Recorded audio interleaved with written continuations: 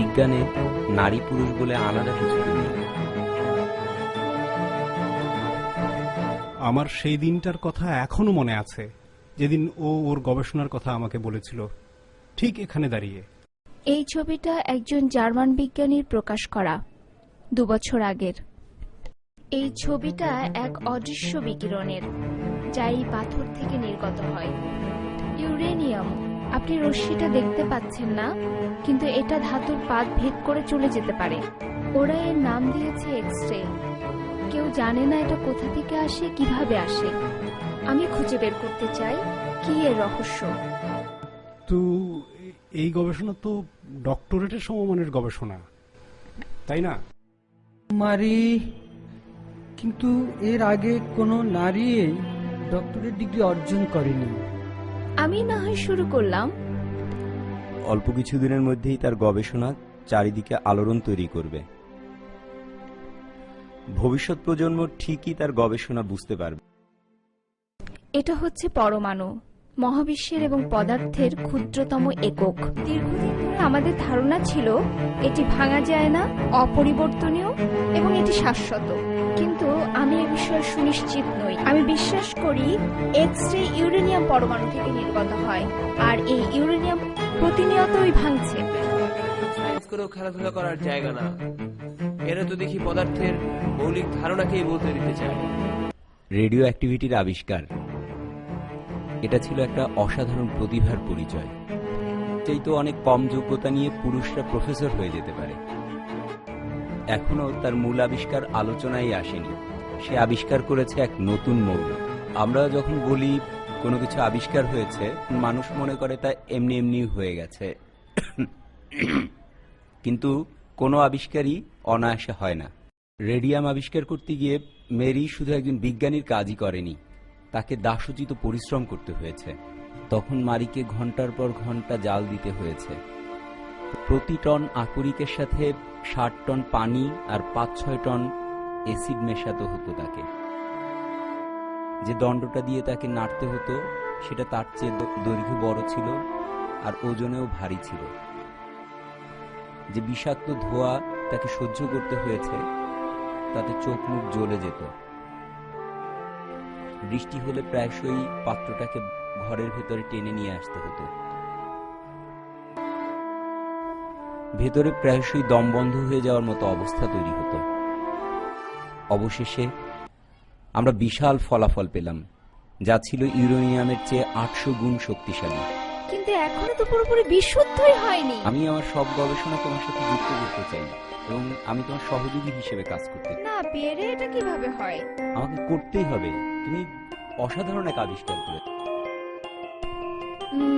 তা বটে। এটা ছিল আমাদের জীবনের সবচেয়ে সুখের সময়। আরো 1 বছর পরে আমরা এক পাত্র রেডিয়াম পেলাম। আরো আধা গ্রাম বিশুদ্ধ রেডিয়াম সঞ্চয় করতে তার আরো 3 বছর কঠোর পরিশ্রম করতে হয়েছিল।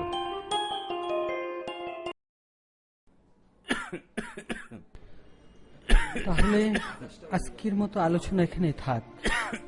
না, বলতে চাই। আমরা বুঝতে পারছি তুমি কি বলতে চাইছো। পুরোটা বুঝতে হলে আপনাকে শেষ পর্যন্ত শুনতে হবে। রেডিয়াম আবিষ্কার করার পর বোঝা গেল বিজ্ঞান এবং মানবতার প্রতি মেরির কি অনন্য নিবেদন। কি হয়েছে? আমেরিকানরা জানতে পেরেছে রেডিয়াম ক্যান্সার সারাতে পারে। তারা এ সম্পর্কে সবকিছু জানতে চায়। তাহলে তাদের লিখে জানাও। আমি লিখতে যাচ্ছিলাম, তখন মনে হলো তোমার সাথে কথা বলা দরকার। পৃথিবী রেডিয়ামের রহস্য জানতে চায়। আমাদের এখন সিদ্ধান্ত নিতে হবে।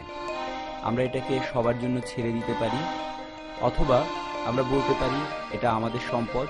কেউ যদি এটা চায় তাহলে আমাদের কাছ থেকে কিনে নিতে হবে। বিজ্ঞান তো আমাদের ব্যক্তিগত সম্পত্তি হতে পারে না। আমিও এভাবে ভাবিনি, কিন্তু বিষয়টা ভালো করে বুঝে নেওয়া দরকার। দ্বিতীয়বার এ পরিস্থিতি আসবে না। আমাদেরকে হয় কঠোর দারিদ্র্যের মুখোমুখি হতে হবে অথবা প্রাচুর্যের। যদি রেডিয়ামের রোগ সারাবার ক্ষমতা থাকে তাহলে সেটা সবাইকে জানতে দেওয়া উচিত। এর পরের ঘটনা আপনাদের জানা। এর 3 মাস পর তিনি ডক্টরেট ডিগ্রি লাভ করেন। প্রথম নারী হিসেবে পদার্থবিজ্ঞানে নোবেল পুরস্কার লাভ করেন। যদি আমরা যোগ্যতম প্রফেসর খুঁজি, তাহলে মারি হবে শ্রেষ্ঠ নির্বাচন।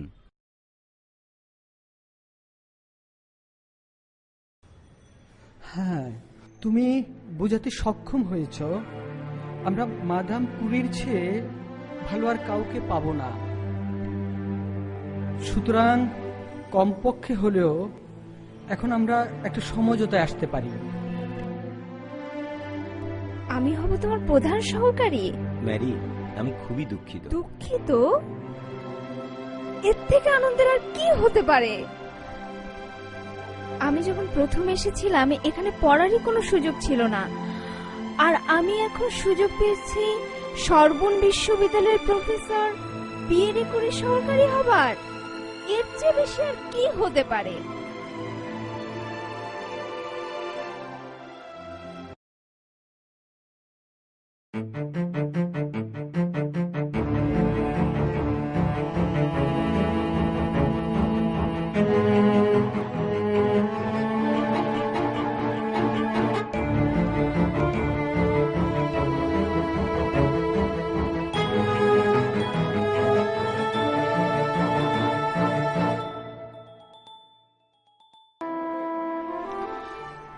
আরেকটি নতুন বছর সোরবন বিশ্ববিদ্যালয় শুরু হতে যাচ্ছে। পিয়েরে কুরির একজন যোগ্য উত্তরসূরি খুঁজে পাওয়া সহজ নয়। সত্য কথাটি জানো মেরি, তার জায়গায় কেউ সমতুল্য নেই, শুধুমাত্র তুমি ব্যতীত। আমরা চাই তুমি পদার্থবিদ্যার অধ্যাপক হিসাবে সোরবন বিশ্ববিদ্যালয়ে যোগ দাও। ধন্যবাদ, কিন্তু না। আমরা খুবই দুঃখিত যে এরা আরো আগেই আমরা তোমাকে নিতে পারিনি। ব্যাপারটা সেটা না প্রফেসর ভুট্টি। পিয়েরেকে ছাড়া আমি আর গবেষণায় আগ্রহ পাচ্ছি না। একটা গুরুত্বপূর্ণ কথা বলা দরকার।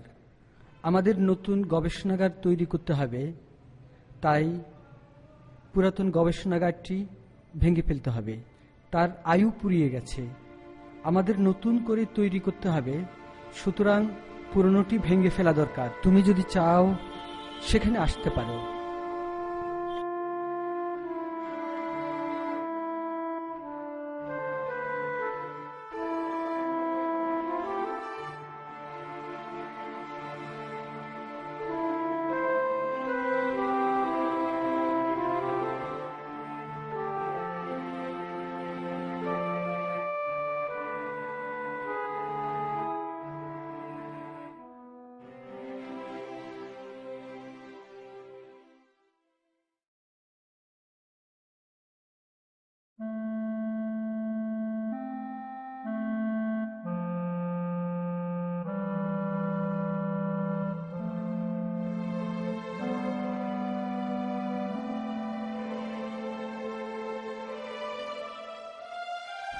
আমি কথা দিচ্ছি।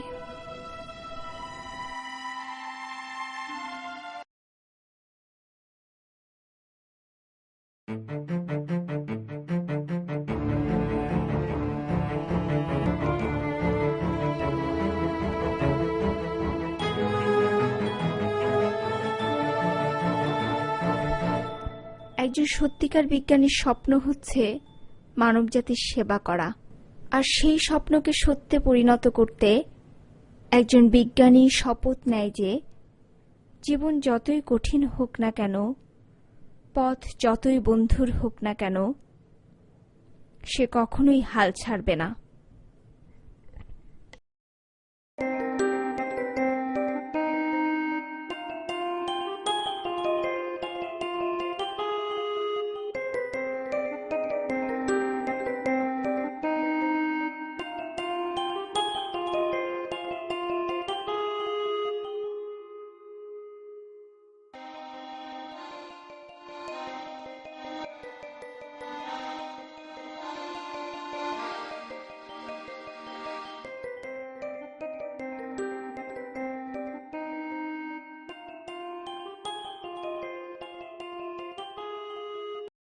হয়